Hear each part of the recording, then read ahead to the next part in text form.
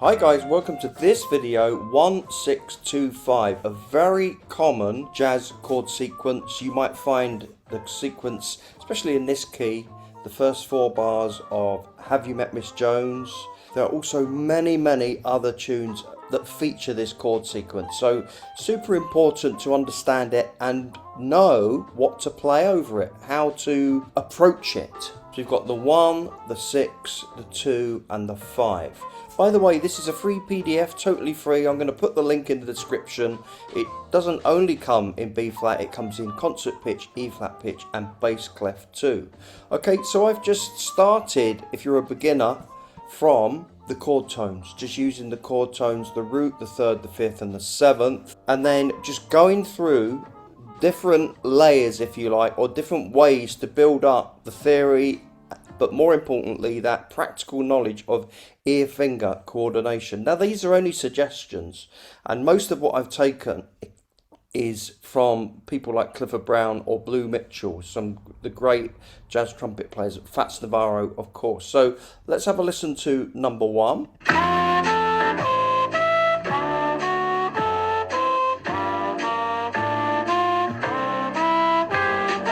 Okay, it's very simple. Something you can also do is try maybe starting on the 7th and come down.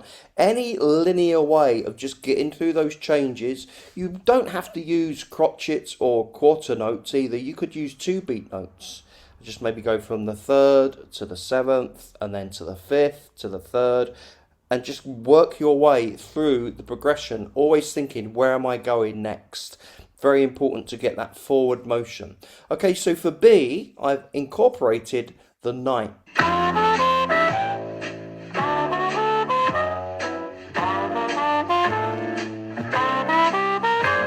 And again, you could up and down practice that. These are just some ideas. It's something I do to really just practice going through the chord tones, the changes. Okay, so, and as you can see in C, this is exactly what I've done.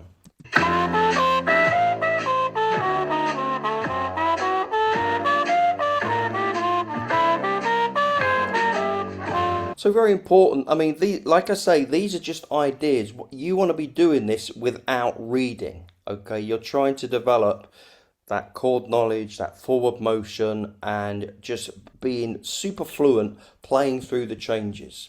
Okay, so for D, this is just the basic scale really.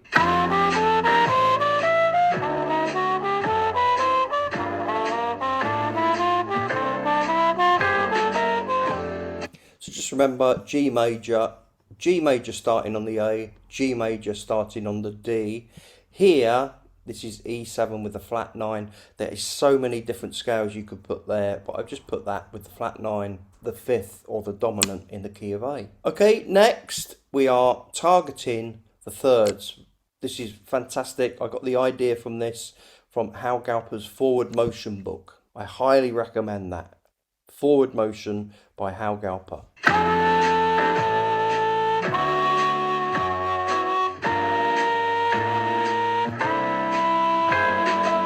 And all you're doing is targeting the thirds, and there's lots of other exercises you could do for that. For the next one I should say, F, all we're doing is running the scale through the chord sequence, targeting the thirds on beat 1.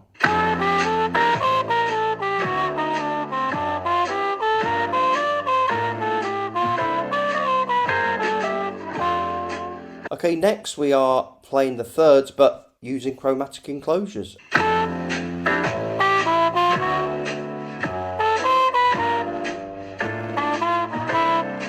Okay, so that type of vocabulary will not just come. No matter how much listening you do, no matter what you do, unless you practice it in a meaningful way, it will not just happen. Okay, and this is the vocabulary that I teach in my membership, especially level 2, level 3. I'll put a link to that in the description there too, guys. Okay, H, again, just linear. Just the 5th to the 3rd, to the 3rd, to the 5th, to the 3rd, to the tonic, to the 3rd, to the root. All chromatic enclosures.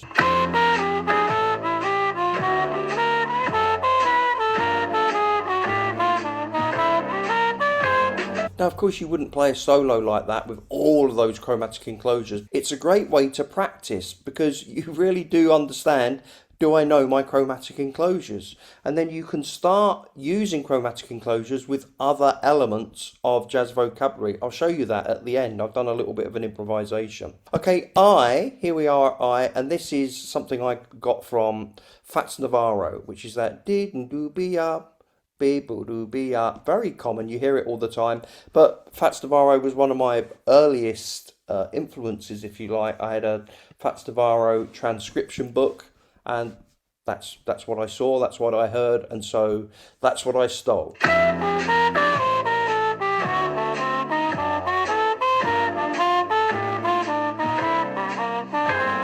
Here we're just using broken chords and approaching the chord notes, always hitting a chord note on beat 1 and beat 3. Okay, J, something that you might hear John Coltrane doing, Chet Baker, but especially I've seen it a lot with Tom Harrell. So really that's where I got the idea for this one, the trumpet player Tom Harrell.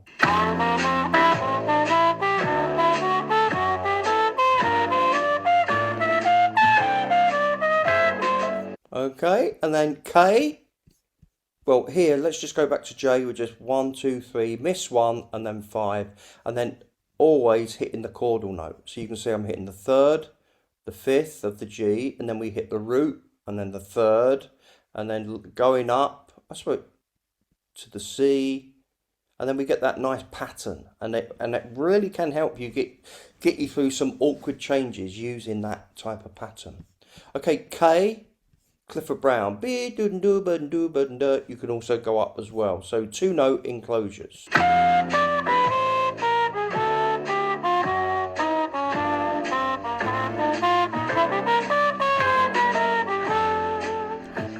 Okay, I should also say I've got a course that is being uploaded. We have 6 lessons at the time of recording this, 4 more to go, and then a whole bunch of etudes over, or I should say using Autumn Leaves, where we really delve into each one of these in much more detail. I'll put the link to that as well, and a link to the first 2 free lessons where you can try it out.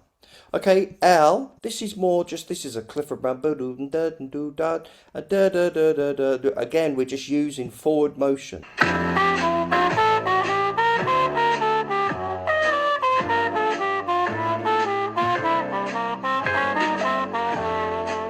Very Clifford Brownish or Lee Morgan here, using that sort of diminished vocabulary. And then M, here we go with M. Again, just the line really, using a mixture of scales, chordal notes, chromatic enclosures, and regular enclosures.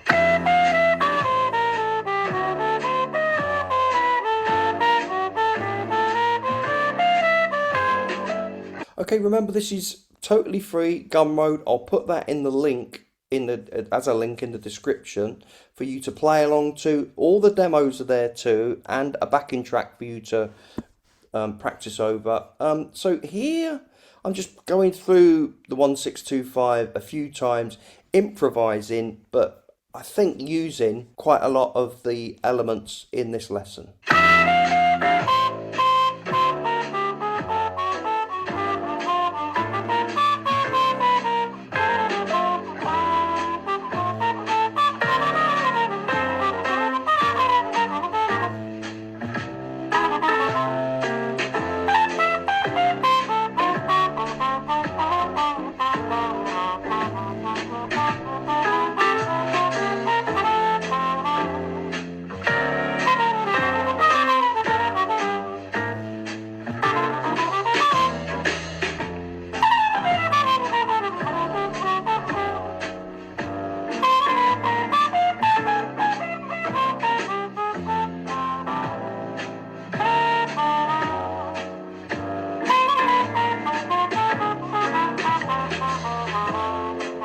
So by practicing these elements, like chromatic enclosures, the fat slip there, the Tom Harrell type phrasing, Clifford Brown's 2-note enclosures, by practicing and really getting them into my fingers and ears, And obviously knowing the chords that I'm playing over, it's given me much more ready available jazz language to execute instantly. But that's only come from the way that I've practiced. Okay, again, that's something again I teach in the membership if that's something you're interested in. Okay guys, thanks for watching. Hope you enjoyed that. Remember to subscribe and check out all of the links in the description. Bye for now.